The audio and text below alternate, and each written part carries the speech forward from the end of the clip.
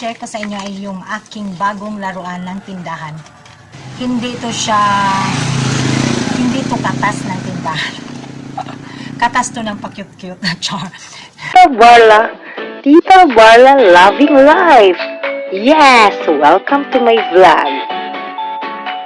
Subscribe and click the notification bell for more updates.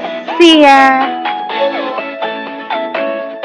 Tita Barla at ang bago niyang buhay. Bagong pinsir. Good afternoon mga kasari, mga katita at YTA aspirant family. Good afternoon. This is Tita Barla. Welcome to my channel. Ito ay aking pangalawang vlog na na-approve ng aking application kay Lolo. So, please patuloy kayong magsuporta sa akin para maka-inspire pa rin ako sa inyo at okay. So, ang i-share ko sa inyo ay yung aking bagong laruan ng tindahan. Actually, hindi to katas ng tindahan. Katas to ng pa-cute-cute na char. Hindi, naalala nyo ng ano yun, May, ata yun, April, yung pinadalhan ako ng pera sa pabili ng printer. Tapos, sabi ko doon is, na-mention ko ata yun na ang pinadala niyang pera is malaki. Kasi yun naman talagang unang price. Pero pagbili ko sa printer, na sale. So, ang nangyari, may change. So, yung change na yon tinago ko lang. Minsan, ginamit ko sa tindahan. Yung change na yon is, meron din naman, may halaga pa. So, ngayon, binili ko siya ng laminator. Package. 1 dangkal, 2 dangkal. 1, 2, 3. Ano to? Let's check!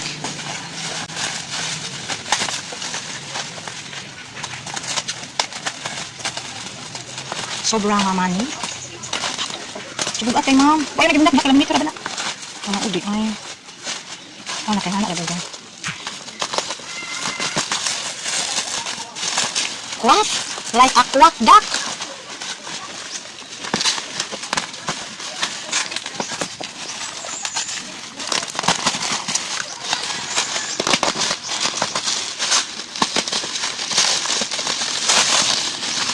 Ta-da! Ta-da! Oh, 500 good. Ito ay photo paper. Now, let's check. Ito ay hiwalay na bayad pero naka-sale. Lang si A4 na 150. Manipis lang siya. Okay. Ito ang naka-sale. Ito, may free na laminating 10. Pila lang. Ay, 125 o 250. Ah, so may pakapalat. Hindi. So, 2 kasama sa cutter. Eh, kawin ka ba nila yung mga kapalit lang kasi. Sting namin to. Dating, anong kulay mo dati nito? Silver, no? Ah, white pala. White na. White daw, pero pag nag-asawa na kami, nagiging silver kasi madumi na. Okay. Pakita na ko nga sample. Ngayon gilaminate. Bago pinadala ni seller, pinakita niya to sa akin, pinadala ng video na pag-laminate. Ito yun.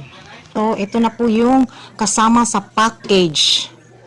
Package niya ay laminator at saka cutter at 2 pads ng laminating film. Ito yung makapal tsaka yung manipis na 125 microns. Ito po from 6,000 plus to 2,599 na lang. Kaya ko to kinuha. At ito naman, sinabay ko na lang si A4 na photo paper. Kahit 115 GSM, manipis nga siya. Tapos ang laman nito is 100 sheets. Na sale kasi to ng tag 109 from 500. So, ako namang may pagkagagaga. Parang takot maubusan. So, kumuha ko ng 3 pads. Ayan. So, this is it. Ito po yung paskil ko. Ilalagay ko to sa labasan. So, ilalaminate ko siya as testing na rin. Ito na lang gagamitin ko tong manipis na 125. Yan, ikakat namin ang yung kanyang free.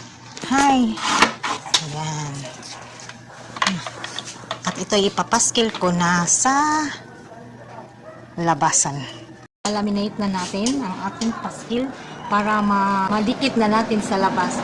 Actually, ito, matagal na itong dumating kahit hindi ako nakapag-edit.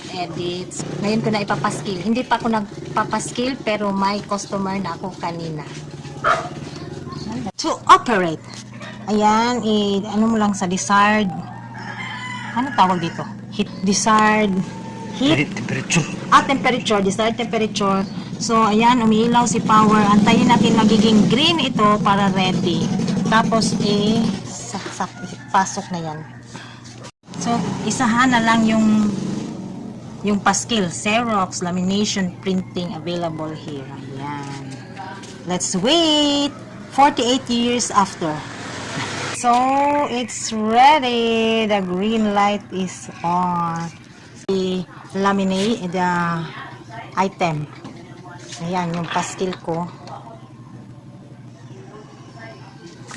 1, 2, 3, 4, 5, 6, 7, 8, 8. Ayan. So, siya ay QUAF laminating film machine. Si printing at si photocopy, matagal na nilang alam. Hindi pala photocopy nakalagay dyan, Xerox. Nakuha ko lang yan sa mga picture-picture ng Google dyan. So, i-off natin para hindi tayo mapasok. So, ito yung prices ko na kinapi ko doon sa prices sa bayan. Yung ID size, 20 pesos, 1 half band paper, 50, 5R. Yung 5R, alam nyo na, 5R, yung ganito. Malaki lang konti sa half. So, 60 at saka, paglampas na yan, considered as one whole na siya. So, 100 pesos. Kanina, may photocopy at the same time nagpa-laminate ng kanyang yung bang sa mga TODA sa tricycle na operators permit, something like that. Yon ang pinapotocopy. Yan. Ito ay hot and cold. I-on mo. Off. Yan. Tapos kung gusto mong padaliin pa, angat doon, i-forward or ipa-atras mo, reverse, run, stop. Yun na yun. Tapos ito yung knob ng temperature. Yan, pag power, ready. Ayan na. Simple as that. Tapos, mainit pa, so wag galawin. Tapos ipasok dito.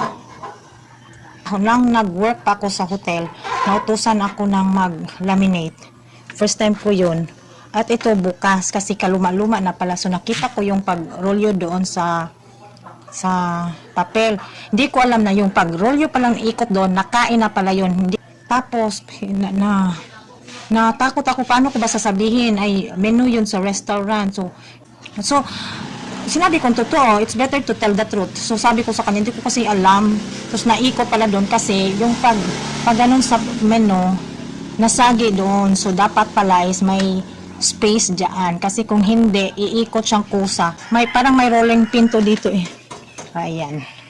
So ganyan lang. Nung nakita ko to sa Shopee, is ang original price niya is 6,000 pesos.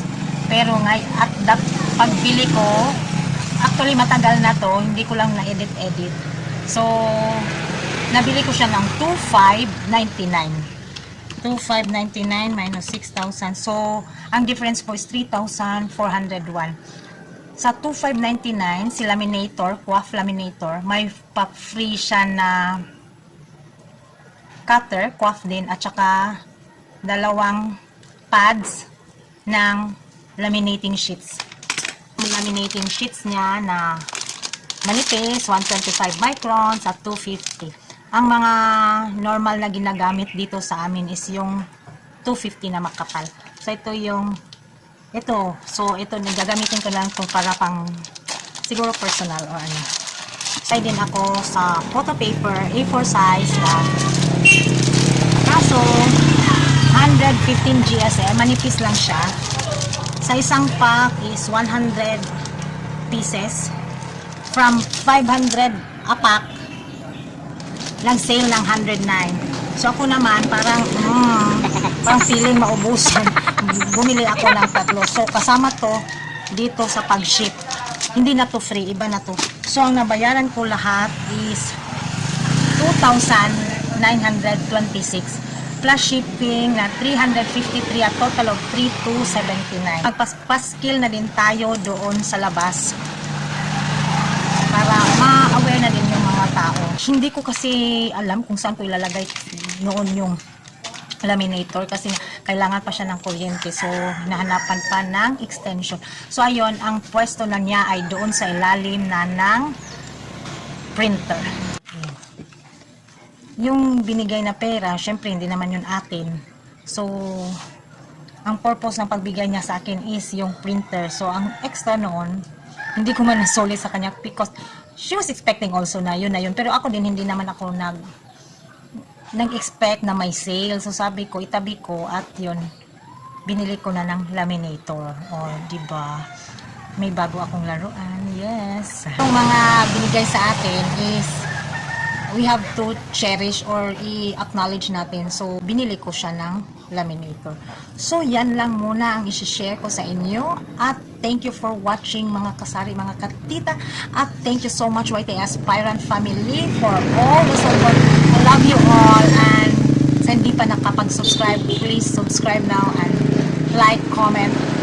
Thank you so much everyone. Goodbye!